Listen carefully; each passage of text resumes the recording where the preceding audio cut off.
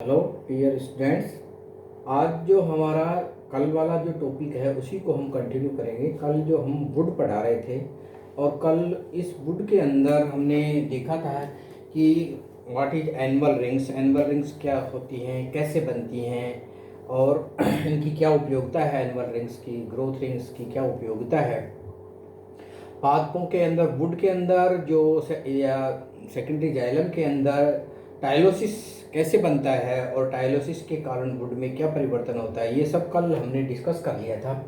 इसी का जो नेक्स्ट पार्ट है वुड का ही, कि वुड कितने प्रकार का होता है। क्योंकि ये जो वुड शब्द है ये क्या है, कॉमर्शियली ज़्यादा यूज किया जाता है, वाणिज्य यानी कास्ट, जिसको हिंदी में बोलते हैं कास्ट, यानी जो व्यापारिक लोग हैं वो ज़्यादा यूज करते हैं।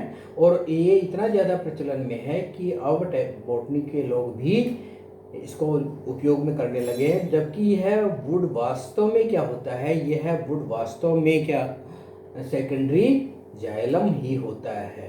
तो वुड क्या है, वुड के टाइप्स क्या हैं, ये आज हम डिस्कस करेंगे। आज के वीडियो लेक्चर में हम ये डिस्कस करेंगे।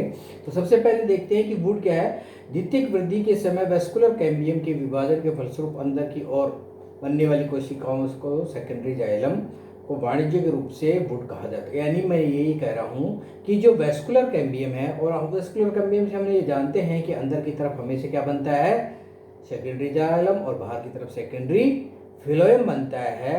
यह secondary xylem he commercially would के नाम से जाना जाता है और इसकी इतनी अधिक उपयोगिता है, व्यावसायिक रूप से इतना ज़्यादा ये बिजनेस के अंदर है कि इसकी पर्टिकुलर इसके स्टडी के लिए एक अलग विज्ञान डेवलप हो गया जिसको कहा जाता है जाइलोटोमी, यानी जाइलम का अध्ययन, जाइलोटोमी। और इसके अंदर क्या किसका अध्ययन किया जाता है, वुड यानी सेकेंडरी जाइलम का अध्ययन ही किया जाता है, जो कि बहुत अधिक वाणिज्य के उपयोग की विज्ञान है। अब ये जो वुड है, वुड जो लगातार हम वुड की बात कर रहे हैं पिछले 2 लेक्चर्स में, इसी के अंदर क्या है कि ये कितनी तरह का वुड होता है। तो इसके अंदर देखिए टाइप्स ऑफ वुड, अलग अलग कैटेगरीज में वुड के टाइप्स के देखेंगे। टाइप्स ऑफ वुड, वुड के प्रकार on the basis of amount of parenchyma, यानी कि वुड के अंदर जो मृदु ऊतक है, पैरेनकाइमा जो मृदु ऊतक है, उस मृदु ऊतक की मात्रा कितनी है, इस मात्रा के आधार पर वुड 2 प्रकार का होता है, यानी कास्ट 2 प्रकार का होता है। Number 1 A manoxylic wood, B pycnoxylic wood. Manoxylic wood क्या होता है, इस प्रकार के वुड के अंदर जो मृदुतक होता है, यह मृदुतक तुलनात्मक रूप से अधिक होता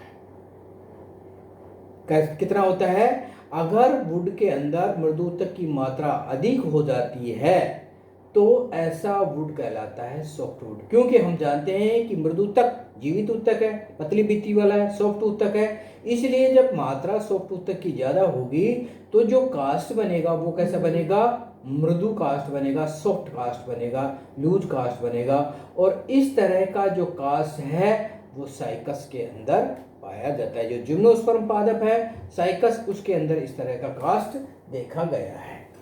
पिक्नोजाइलिक वुड, पिक्नोजाइलिक वुड क्या होता है, इस प्रकार के कास्ट में जीवित ऊतक कम मात्रा में होता है। अगर मान लीजिए कोई वुड है और उसमें जो भी मृदु ऊतक है उसकी मात्रा नगण्य है, ये बहुत कम मात्रा में है, तो वह वुड कैसा होगा, कठोर होगा, मजबूत होगा, यांत्रिक शक्ति देने वाला होगा, और ऐसा वुड कहलाता है पिक्नोजाइलिक वुड।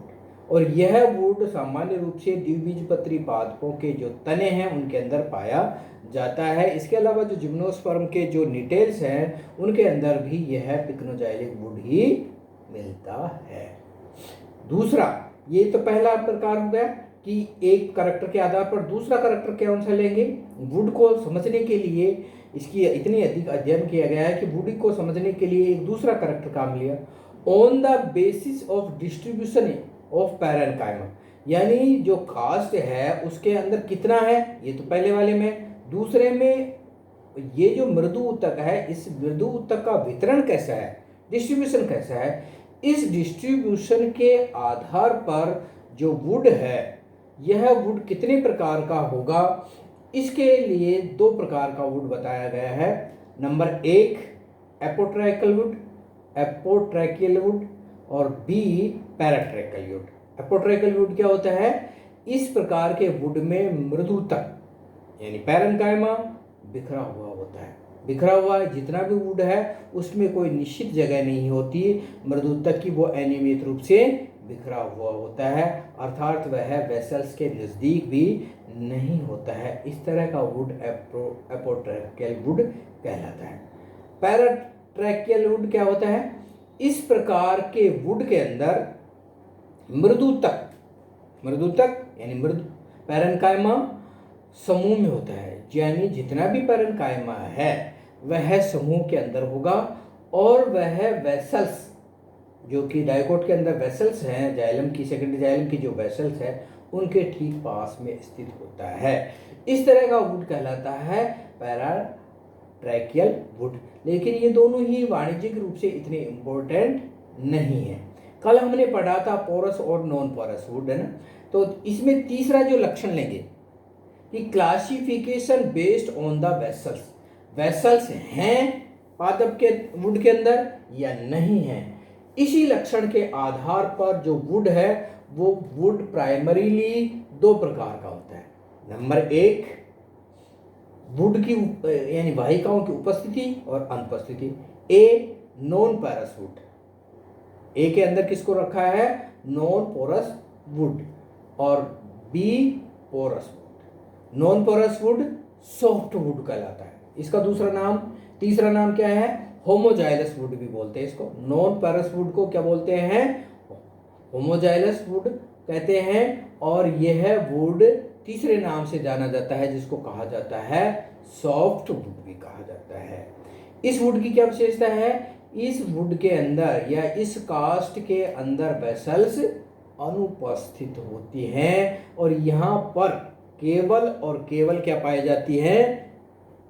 ट्रैकिड्स पाई जाती है, वाहिनिकाएं पाई जाती है। इस तरह का वुड जिम्नोस्पर्म के साइकस स्पाइनस यानी कॉनिफेरल्स और साइकेडेल्स के इस तरह वुड पाया जाता है। देखिए लास्ट में इसका डायग्राम है, ये देखिए। ये जो वुड है ये वुड है नॉन पोरस वुड, ये वाला जो वुड है ये वुड है, ये वुड नॉन पोरस। इसी वुड के अंदर ये दिखाई गई है एक रीजन कैनाल्स, ये सारी के सारी क्या है?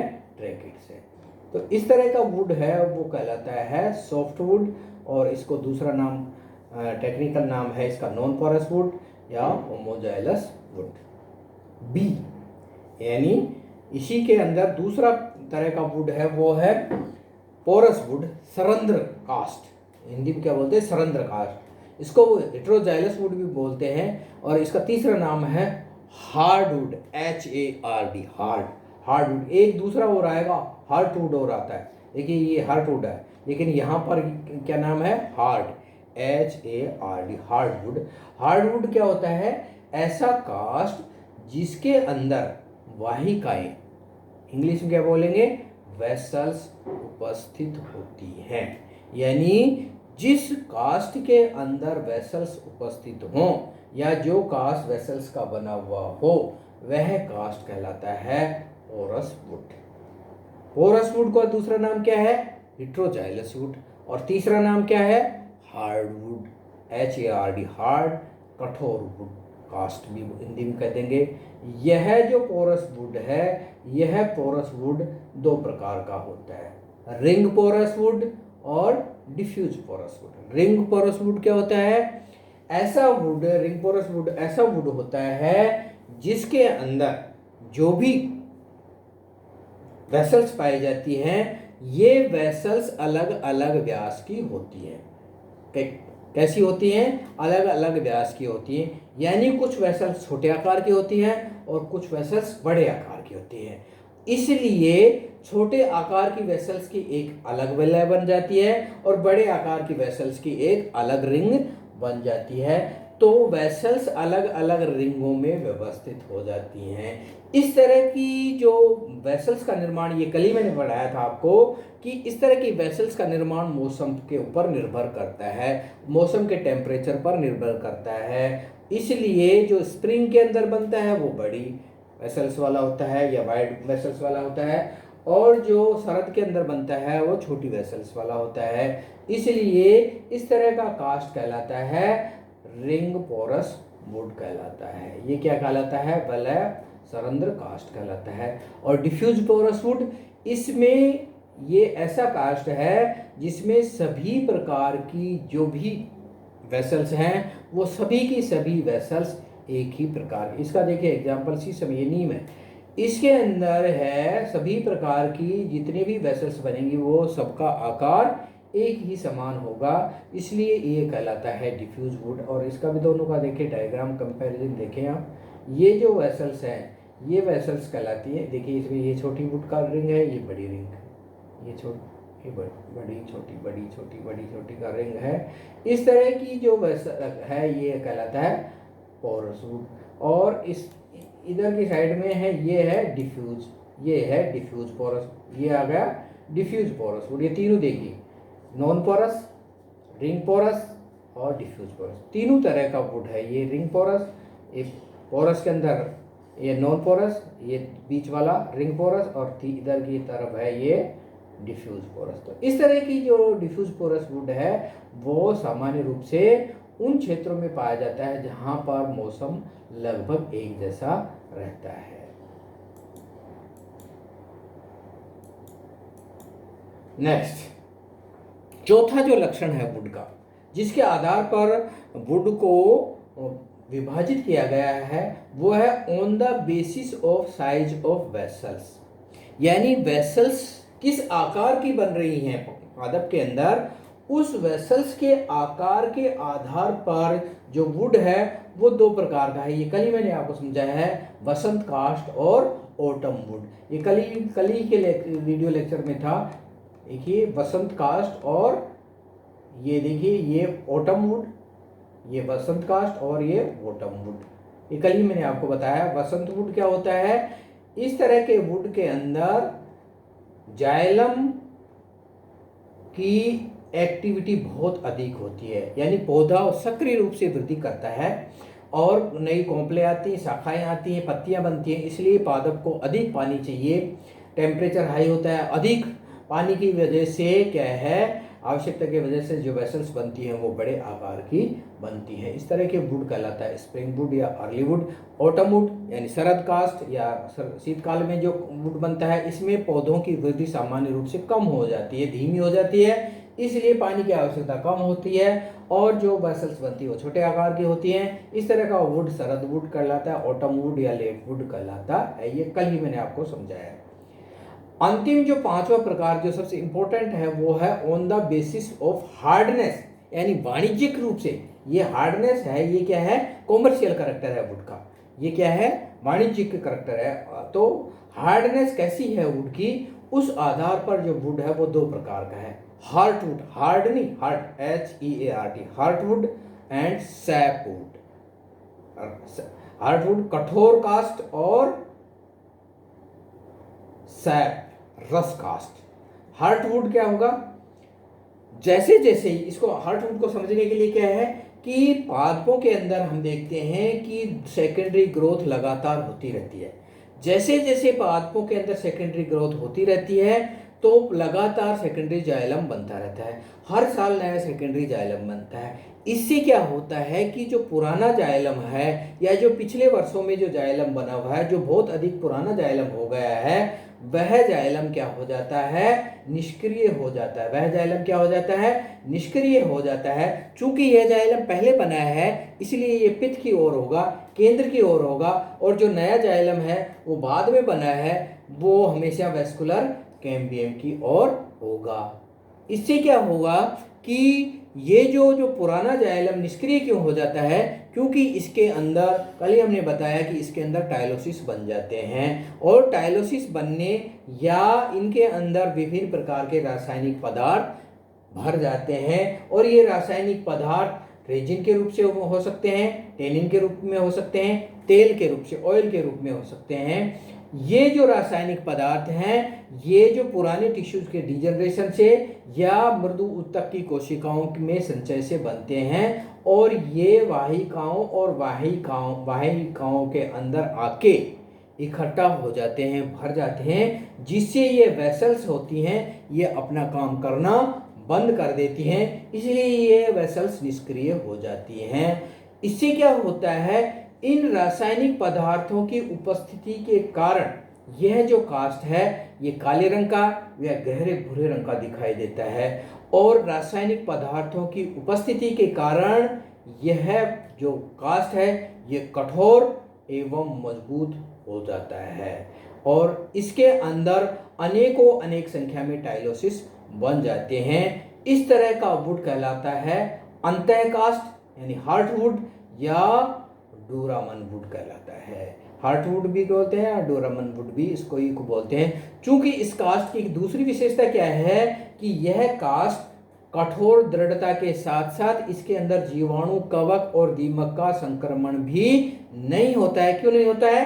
क्योंकि इसके अंदर क्या है, टेनिन है, रेजिन है, गोंद है, जो कि इसको इन जीवाणु, कवकों और दीमक के संक्रमण से बचाते हैं। इसलिए यह कास्ट उत्तम श्रेणी का कास्ट माना गया है। और दूसरा, इसके विपरीत दूसरा कास्ट है वो रस कास्ट, सैपवुड या एल्ब्यूरोनम कास्ट भी कहलाता है। इसके अंदर क्या होता है, ये कास्ट या ये द्वितीयक जाइलम, ये कास्ट है, ये हमेशा वेस्कुलर कैम्बियम बाहर की ओर बनता है, वेस्कुलर कैम्बियम की ओर बनता है, या वेस्कुलर कैम्बियम से अभी जो 1-2 वर्ष के अंदर जो बना हुआ कास्ट है वो कहलाता है सैपवुड।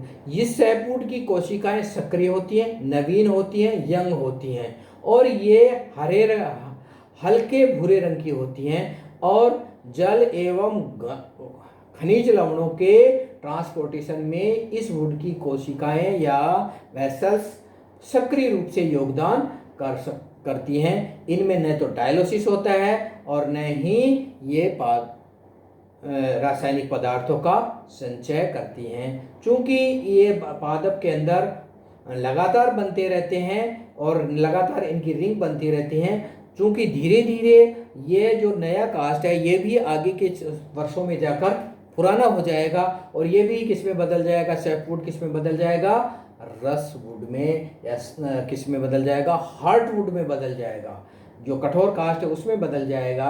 और इस कास्ट का केवल और केवल उपयोग है पानी एवं खनिज लवणों का ट्रांसपोर्टेशन। ये कास्ट वाणिज्यिक उपयोग यानी कॉमर्शियली इम्पोर्टेंट नहीं होता है।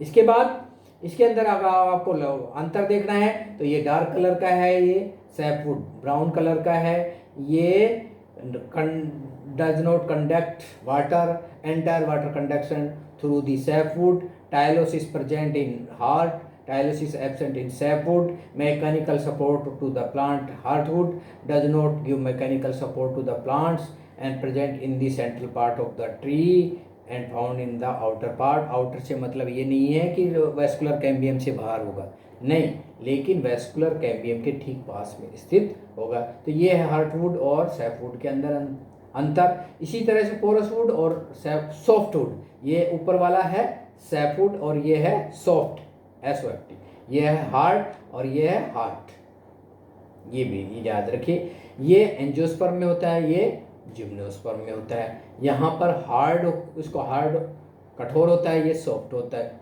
इसके अंदर जाइलम के फाइबर्स पाए जाते हैं, इसके अंदर जाइलम के फाइबर रेयर कंडीशन के अंदर पाए जाते हैं। इसके अंदर वेसल्स होती हैं, इसके अंदर ट्रैकिड्स होती हैं। ये हेटेरोजाइलस प्रकार का होता है और ये होमोजाइलस प्रकार का होता है। तो हमने इन 3 लेक्चर्स के माध्यम से आपको वुड के विभिन्न प्रकार, वुड में क्या क्या संरचनाएं होती हैं, क्या क्या विशेषताएं होती हैं, ये आपको एक्सप्लेन कर दी। इसके जो डायग्राम्स हैं, PDF हैं, ये हम आपको व्हाट्सएप पर लगातार डाल रहे हैं। आप व्हाट्सएप देखते रहिए और इनको अच्छी तरह से स्टडी कीजिए। Thank you. आगे हम और नया टॉपिक लेंगे अगले उसके अंदर। Thank you.